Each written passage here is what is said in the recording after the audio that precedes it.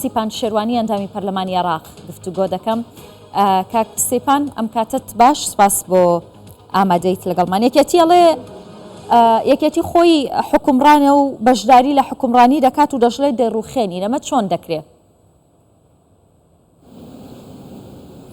بەناوی خۆی گەورە و دلۆڤان ئەو کاتەی ئێوە بینەرانی بەڕێز باش بێ باوەڕ بکەن ئەوەی یەکێتی دەیکات مەگەر خۆشیان نازانن چی دەکەن. لە مێژوشدا ئەوە سەلمێنراوە یەکێتی هیچ کات نەیزانیوە چی دەوێت، ئامانجی چییە، بۆ چی دەکات. تەنها ئەوەی کە لە مێژوو بۆی ماوەتەوە کە یەکێتی ئەنجام میداوە دژایەتیکردنی حەڕەکەکانی هەرێمی کوردستان، گەلی کورد و دەستکەوتەکانی هەرێمی کوردستان بووە. ئەگەرنا ئێمە زۆر بە وازحی دەزانین. یەکێتی وەکو ئەم ڕێپۆرتانەی پێشتر ئێوە ئاماژەتان پێدا زیاتر لە حەقی خۆی حکمی کردووە. هەر کاتێک مقارنەی بینی ژمارەی کورسیەکانی لەگەڵ پۆستەکانی و دەسەڵاتەکانی بکەی ئەزانین کە یەکێتی خۆی بخۆی حکوومەتێک بووە، زیاتر لە دەسەڵاتی خۆ حەسەی پێدراوە. بەڵام ئێستا هاتووە بە قیڕەقی ڕووهاوار و بە خۆڵخستنە چاوی خەڵک و دەنگ بەرزکردنەوە و خۆقەشمەرکردن پێیان وایە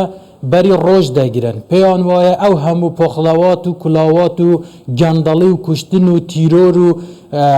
غەڵەتکاریانەی کە کردووانە بە هاوارکردن و دەنگ بەرزکردنەوە لە بەرچاوی خەڵک بزر دەکرێ. شکر و شارە مەحمی خەڵکی هەرێمی کوردستان زۆر بە وازحی دەزانیت کێ کێیە، کێ چی کردووە، کێ چ دەستکەوتێکی هەبووە. ئەو کارێک کە ئێستا لەو بانگە شێدا دەکە بە جددی زۆر دەنگی پێکۆ دەبێتەوە. ئەو کارەی کە دەیکا زۆر بە هەڵەدا چوون. من پێم وە بێ یەکێتی لە کەی دەستی کرد بەم بانگەشە ناشرین و ناشەرعیەی کە ئێستا لە انتخاباتە پەیڕەو دەکا، دوای ئەوەی پارتی کە پلانەکەی پوچەڵ کردەوە کە بە تەمابوون بە یاسایەکدا انتخاباتێکی خۆسەپێنی سەپێنرا و بەسەر خەڵکی هەرێمی کوردستاندا فەرز بکەن. کاتێک کە پلانەکانی ئەوان پوچەڵ بوو، زانیان ئەوەی کە بەخەون بە فێل و کولاوات بەدەستبێنن بەدەست ناهێن، هاتوون بەم شێوازە ناشەریفە بانگەشە دەست پێ دەکەن کە ئەنەما یەکەم ئەم یەکێتی ئەمڕۆ دامەزراوە بە حیاتی خۆی لە حکوومەتانە بووە بێ لە بەرچاوگرتنی ئەوەی کە 30 ساڵە حاکمی مطلقی سلەیمانی و هەڵەبجە و ڕاپەڕین و گەرمیانن سەیری دەستکەوتەکانی بکەن، باش دەزانن کە چیان کردووە بۆ خەڵک و چه قڕێکیان بۆ خەڵکی ئەو ناوچانە گرتوتەوە. بۆیە دێن هاتو هاوار دەکەن بۆ ئەوەی ئەم هەموو دەستکەوتانەی کە حکوومەتی هەرێمی کوردستان پێشکەشی کردووە بە تایبەت کابینەی نوێیەم، کابینەی چاکسازی، کابینەی پڕۆژە ستراتیجیەکان کە چەندین پڕۆژەی ستراتیجی و غیر تەوەقعی ناحەزانی هەرێمی کوردستان پێشکەشی کوردستانی کردووە، دەیانەوێت بەم هاتوو هاوارە لە پێشچاوی خەڵکی ببن. ئەوانیش چیان کردووە؟ مافیاگەری، سەرانە سەندن، قاچاقی دونگ و هێلکە و نازانم چی، کوشتن و ترۆرکردنەوەی کادرانی خۆیان، بەکارهێنانی دەسەڵاتی حکوومەت و هێزە ئەمنیەکانی حکوومەت بۆ کوشتنەوەی خەڵکی خۆیان، کادری خۆیان. نمونەی هەرە دیاریشی ئەوە بوو کە بەرامبەر بە ئاکام جاف لە هەولێر کرا، هەر لەوێشدا مەلەفەکان لەسەر یەکێتیدا تەقیەوە کە زانی هەولێر هێلی سوورە قبول ناکرێت کە خەڵکی تێدا بکوشری حتا ئەگەر کادری خۆشیان بێت. ئیتر ئامانجیانە ئەوە بشارنەوە کە چیان کردووە. ئەو هەموو پارەی سلەیمانی کووە مەشاڕیعەکانیان، کووە ئەو هەموو دەستکەوتە ئەرێ خێرە ئەو جیاوازیە زۆرە لە نێوان هەولێر و دووک و سلەیمانی هەیە. ئەوان ئێستا دیانەوێت بەوە دەنگ دەرکۆ بکەنەوە کە دەڵێن هەولێر وەردەگرینەوە. ئەوان چیان لە هەولێرەوە؟ ئەی بۆچی لەو ماوەیەیە کە سنووری سلێمانی و ئیداری گەرمیان و ڕاپەڕین لەژێر دەسەڵاتی خۆیانە بوو بۆ خزمەت گوزاریان بۆ نەگەیاندون، بۆیە ساڵن هەولێرتان بۆ گرینەوە؟ ئاخە ئەوان دەڵێن هەولێر وەردەگرینەوە بۆ ئەوەی بە کەیفە خۆیان وەک چۆن لە سلەیمانی مڕادکانی کوردەییان شەهید کرد، کوشت، ترۆر کرد، دەیانەوێت بە هەمان شێوە لە هەولێریش ئەو کردەوەی کە دژی ئاکام جاف کرا دووب بکەن و کەس پێی نەڵێ بۆ وا دەکەی. ئەمەش قابلی قبول نییە. پارتیش قبول بکە، خەڵکی هەولێر قبول ناکە. ئەوان بۆیە دەیانەوێ هەولێر وەربگرن کە داهاتی ناوخۆی هەولێریش وەکو ئەوەی کە لە سلێمانی چیان بە داهاتەکان کردو ئەویش بکەن. دەیانەوێت پۆخڵاواتەکانیان بە دیکتاتۆری چۆن حکمی سلێمانی دەکەن بە هەمان شێوە لە هەولێریش بکەن. ئەمەش مەگەر لە خەودا لە خەویشدا نابینن هەولێر وەربگرنەوە. دەزانی بەڕاستی کارێکی نائەخلاقیە کۆبوونەوەی مەکتەب سیاسی یەکێتی لە هەولێر ئەنجام بدرێت وەکو من و جەناب و هاوڵاتیان بە ئازادی خۆیان لە هەولێر دەسوڕێنەوە لە خێر و بێری هەولێر زیاتر لە خەڵکی هەولێری سوودمەند بوون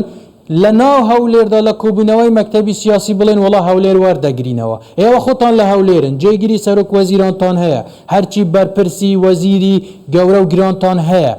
بۆچی هەولێر وەردەگرنەوە مەگەر بۆ ئەوە بێت کە کردەوەی تیرۆریستی بکەن ناحەزان و تەسفیاتی حزبی لە هەولێریش بکەن و کەس جواب نەیە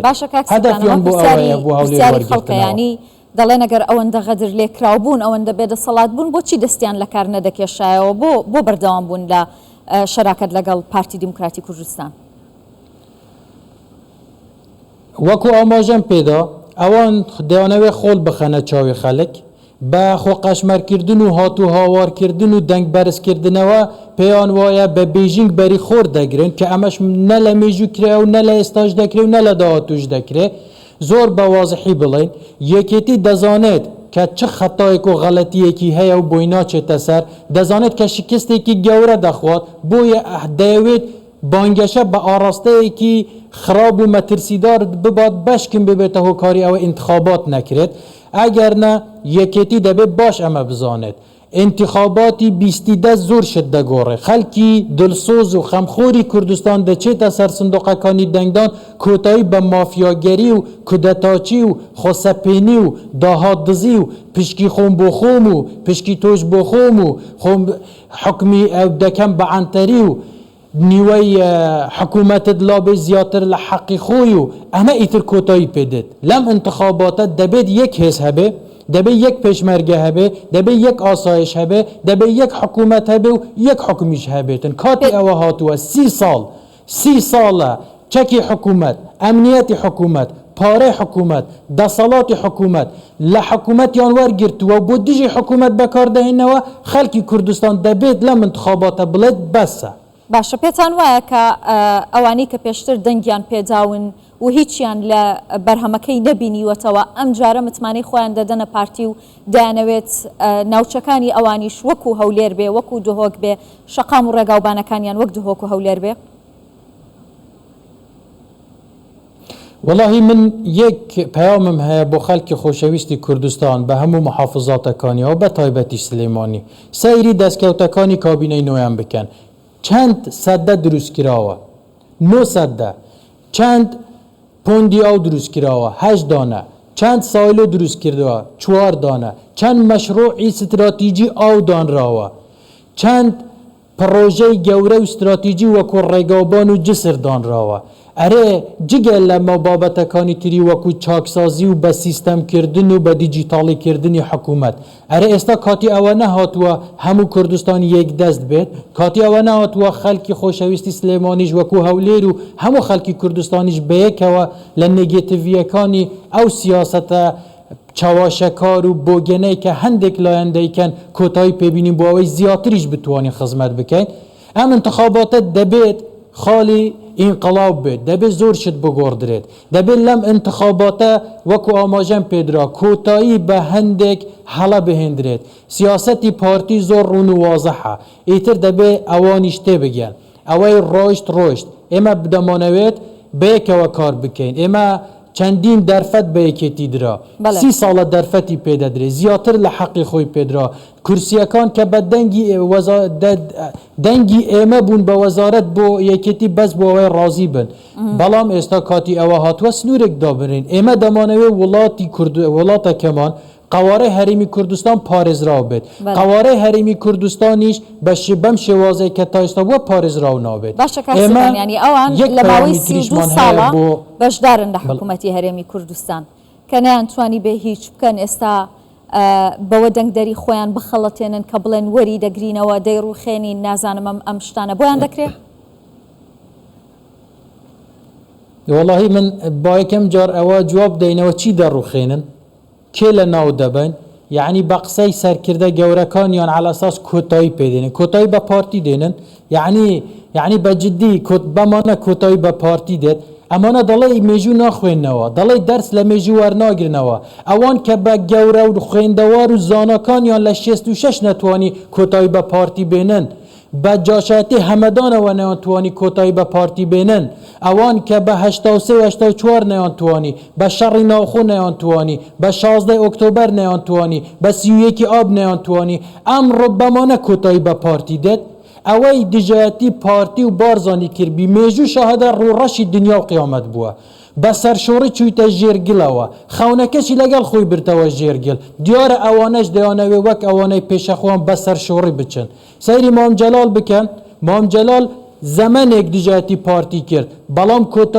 لە کۆتاییدا گەڕایەوە بارزانی و دەستی خستە ناو دەستی جەنابی سەرۆک بارزانی و زۆر دەست کەوتمان دیتن ئەمانە ئێستا نایانەوێت دەرس وەربگرن بێگومان زۆر لەمانە گەورەتر بەهێزتر زاناتر دژایەتی بارزانیان کردووە و پارتیان کردووە سەرشار بوون دڵنیا بن بە شێ توشوار نە پارتی دەڕوخێ و نە هەولێریش وەردەگرنەوە زۆر سپاس بەڕێز سیپان شێروانی ئەندامی پەرلەمانی عێراق دەستخۆش